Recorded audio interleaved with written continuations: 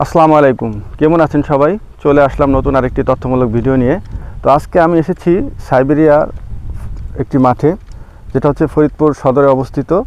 এবং আপনারা দেখতে পাচ্ছেন যে বিস্তীর্ণ মাঠ, এই মাঠ টোটাল পুরো মাঠটাই পেঁয়াজের আবাদ হয়েছে। দেখেন কত সুন্দর।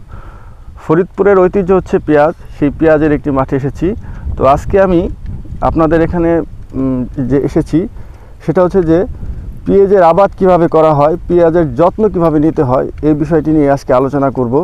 বিশেষ করে আপনারা জানেন যে এখন জমিতে এই মাঠগুলোতে পেঁয়াজের যে হালি, সেই হালিটি লাগানো হয়ে গিয়েছে এবং হালি লাগানোর পরে এর যে প্রাথমিক বা প্রথম যে পরিচর্যা, সেই পরিচর্যাটা কিভাবে নিতে হয় সেই বিষয়টিও আজকে আলোচনা করব। পাশাপাশি দেখেন দর্শক, এই সাইডে কৃষক কত সুন্দরভাবে তার ক্ষেতগুলো কোপ দিচ্ছে। কিসের জন্য এই ক্ষেতটা কোপ দিচ্ছে এই বিষয়টি নিয়েও আজকে কৃষকের সাথে আলোচনা করব। দর্শক, আপনারা দেখতে পাচ্ছেন যে আমার পাশে আমার কাকা আছেন, উনি একজন আদর্শ চাষি এবং উনি দেখেন ওনার ক্ষেতে এই যে কোপ দিচ্ছেন, আপনি কোপ দিচ্ছে। তো এই কোপটা কেন দিচ্ছে বা এটা কেন প্রয়োজন, এই বিষয়টি নিয়ে ওনার সাথে আলোচনা করব। ওনার নাম হচ্ছে স্বপন কুমার শীল। কাকা অনেক ভালো লোক।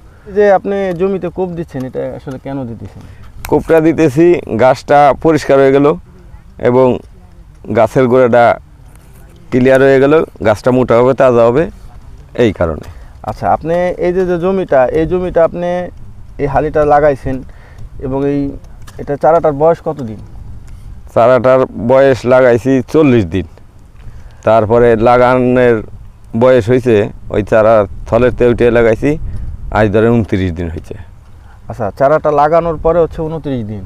এবং আপনি যখন লাগানোর পরে তো আপনি সব ধরনের ভিটামিন দিছি, সার ওষুধ, টিএসপি, পটাশ সবই দিয়ে দিয়েছেন। হ্যাঁ, দেওয়ার পরে 29 দিন পরে আপনি এটা কোপ দিচ্ছি। আচ্ছা, কোপ দেওয়ার পরে এরপরে কি আপনি স্প্রে করবেন না এরপরে আবার দ্বিতীয় চেষ্টা দিবেন? এরপরে স্প্রে করব।